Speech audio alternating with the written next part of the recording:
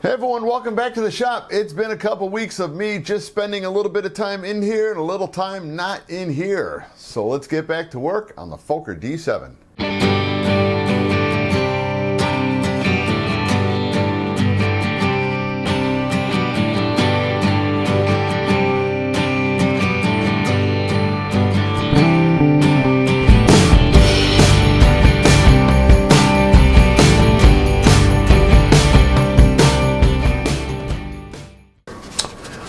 Everything is covered. I've got three coats of nitrate dope on everything. The only thing I have left to do is go ahead, we're gonna sand. So all the seams, we wanna come across, get all the little sharp edges off. We'll sand those, and then we're gonna put one last final coat on, a final sand, and then it's ready for paint. Now, before we even get to that stage, what I've gotta do is I've gotta go ahead and we're going to use one of these little pokey wiry things and a torch. I've got to go ahead and pretty much open the holes. So, and I'll kind of show you how we're going to do it. I'll reset up the camera. We're going to get the tip of this hot, and I don't know how well you can see it. Let's see if you can focus on my fingers, not on my face. It's just slightly rounded. And that's just so that when we go into the tinier little holes, you're not going to stab it in the wrong spot. You want to be able to just kind of lightly press down, because it's not going to be red hot. It's just going to be hot enough just to melt the nylon. Nylon? It's a poly.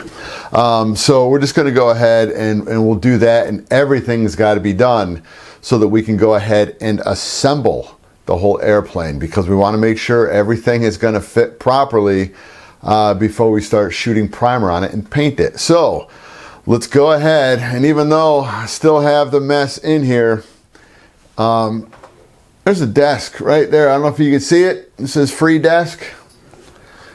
It's for a week and a half, and we've had I don't know how many dozen people call up they want to come pick it up.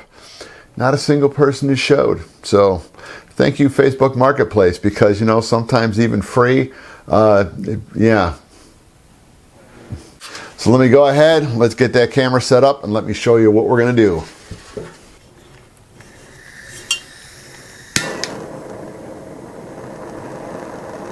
Alright, what I like doing is I like turning, and I'm just using propane with a little teeny torch head on it. What I like doing is having it so it's not full on. We don't need full on. I want it just so it's on just enough so it's not going to flame out. And then what we're going to do is we're going to come on in with our little wire, and we're just going to warm it up. Now you're just seeing it from this standpoint, and now it's starting to warm up. You can see it changing color, so we know this is warming up. What I normally like to do is put this up out of the way so it's not in where I'm actually working. So let's go ahead and warm this up and see how well I can do this left-handedly for the camera set up for right-handed. So this is going to be warmed up, and it should be good enough to go. We're going to bring it on in, and it should melt right through, and it does, and we're just going to circle around. Because even though I hit that little teeny dip right there, that's fine. We're going to prime it. So that was just me showing you the wrong way to do it, but that's pretty much what we're doing. We're just going to go in, get the tip of this warmed up, get the tip of this warmed up right there, and then just start opening up all the holes. The rudder is done. I come in with it very kind of not even really as hot as where you see smoke coming out. To go ahead and poke the holes through first, where the control horn is going to go. And then after that, it's pretty much just the 4 hinges for the rudder. So that took me about a minute to do the whole thing. So it's pretty easy once you get started. I came on in, and before I started that, after I kind of did a really bad job of showing you guys how not to do it. Actually, that was a very good way to show you guys how not to do it. I came back inside, and it wasn't as hot, and it came through, opened everything up. So let's just call it the cowling's done, the rudder's done. Let me go ahead and start pulling all the pieces down, getting all of this taken care of, and then I don't know. We'll see what we can do about getting a place to set the plane up and put the wings on and make sure everything will work. See you in a bit. Seems like it's been a couple years since I first got this travesty of a free gift. But that's where she's sitting right now. We've got everything taken care of, with the exception of that little teeny wing right down there betwixt the wheels. I still have to get that thing hooked up. It's just a matter of just soldering in the two little L brackets, L bars. And that can happen now, or that can happen a little farther on down the road. What I've got, everything here, everything is set up properly. There's clearance. It's rock solid. Didn't have any changes with the way that the wings were in relationship to the fuselage. Yeah, so it's good. It's ready to start painting. But the only problem that I still have to work on is the exhaust. And I actually got a question asked by a friend of mine, Larry, said, have you figured out the exhaust yet? And that was just probably about 20 minutes ago. I have figured the exhaust out. I do have some square tubing, and I was gonna, here it is. It's a square tubing, a little heavier than I want, but what I may do, and I'm still contemplating on this, because it's going to be a small piece. I mean, the muffler's only going to be about that long, and then it's going to jump into a down tube, which is going to be the 4140 steel tubing that I use for the landing gear on the Bristol Scout, not the Bristol Scout. It was a Taylor Craft. So that may also be used. I'd like to find something. I wish they made something for over here in the United States that was designed to work with the system, so that you can adjust the angle down. I'm looking for a 90-degree straight down. Even if you screwed it in and you had just like a little adjustment or a little adapter washer, not a washer, but a nut that can go ahead and go on the backside so you can space it out and lock it into place. There is a company over in Great Britain that makes them, but I think even recently, I checked about a month ago, and everything was still on, it's a forever back order. Plus the cost. And it's not just the cost of the product, it's the cost of the shipping. So what I think I'm going to do is, even though I've got this stuff, I do have a couple contacts at a place over in McHenry that does steel called Adam Steel. I can get in touch with those guys over the phone and just see if they've got any scrap. So if they had something more likely what I was looking for. I'm looking for the same thing as this, only a little bit thinner wall. McMaster Carr, I checked those guys out. It's still about the same wall thickness on this one. If I had a mill, I would go ahead and put this thing in a mill and just go ahead and shave about 20 thousandths off of each side, so that way you're just taking that much, because you're not looking for pretty much, we're going to go as far as saying 60 thousandths, if not even more than that, wall thickness. I just don't need it. Now, this thing's heavy, but I'm only going to be cutting off this piece, so it still may be what I'm going to end up using for lead weight in the nose regardless. So right now, my plan is to at least let's get started with this thing, and that, of course, will be in another episode. So let me go ahead, tear that thing all apart again, and then I'll bring it back and I'll show you how I'm prepping everything for the final coat of nitrate dope, and let's get that sucker ready to paint.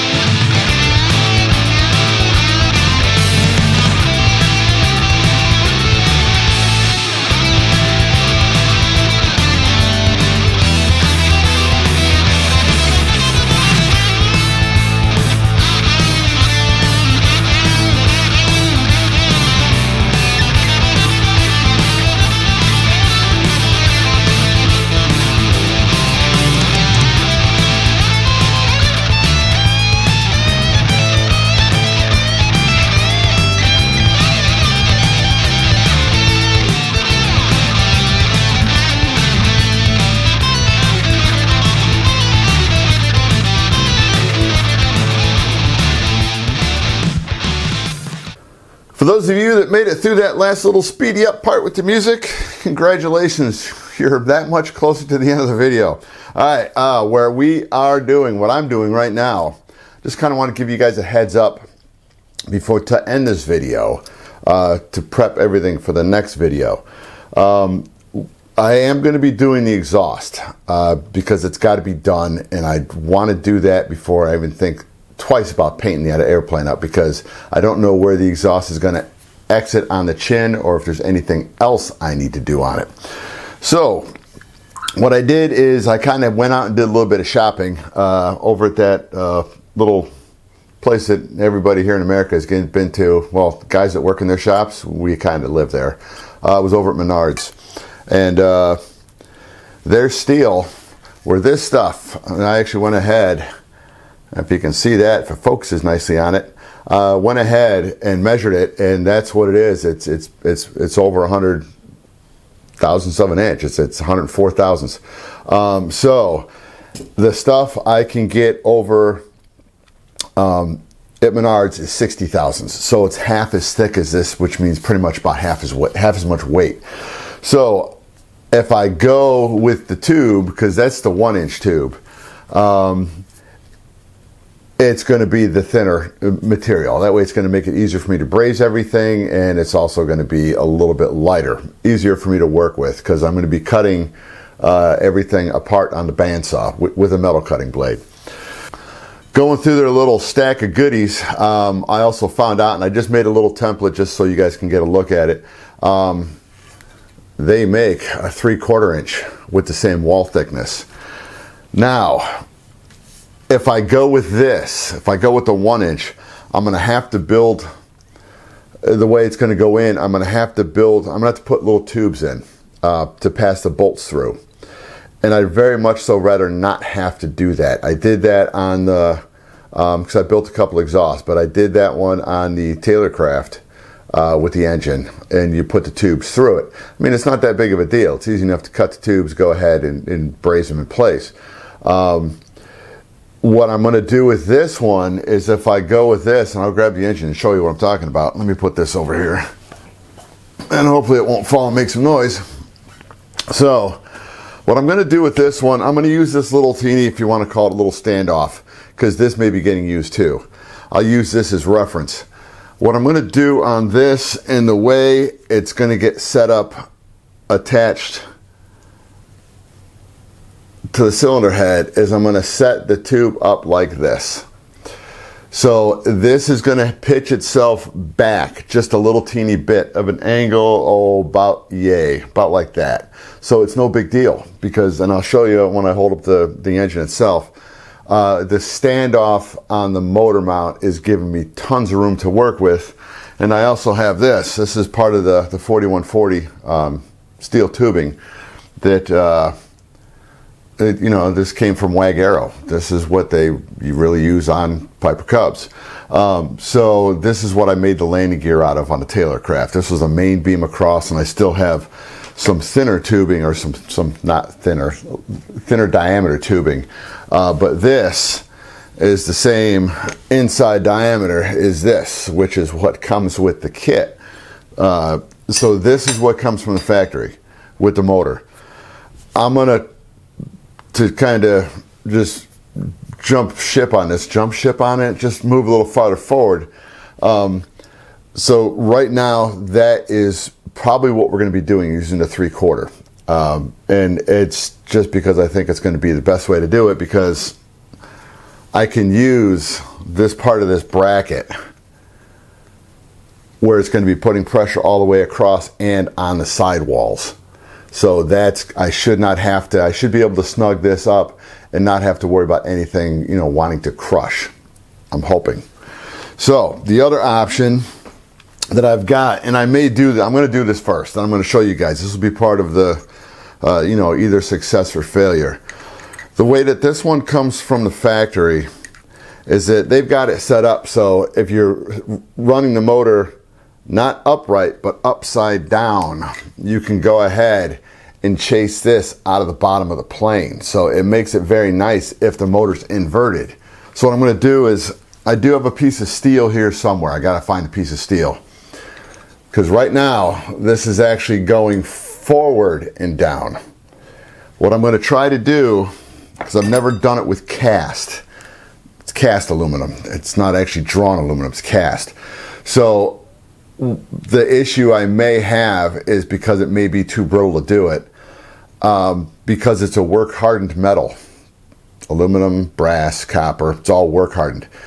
I will be coming in, heating it up, annealing it, bending it. Go ahead, heating it up, you know, because the work hardened, it's going to harden up. Go ahead, heating it up, bending it. I'm going to try, because this is what's going to get attached to the steel plate.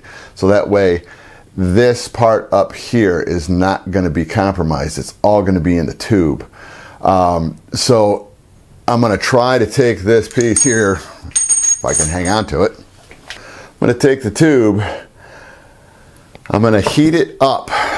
This part here will be sitting like this on the piece of flat plate filled with sand. And I'm going to go ahead and epoxy a cap on the end of this thing so the sand is inside. The sand itself is going to make this thing not want to collapse. Like I said, I've done it with drawn. I've never done it with cast.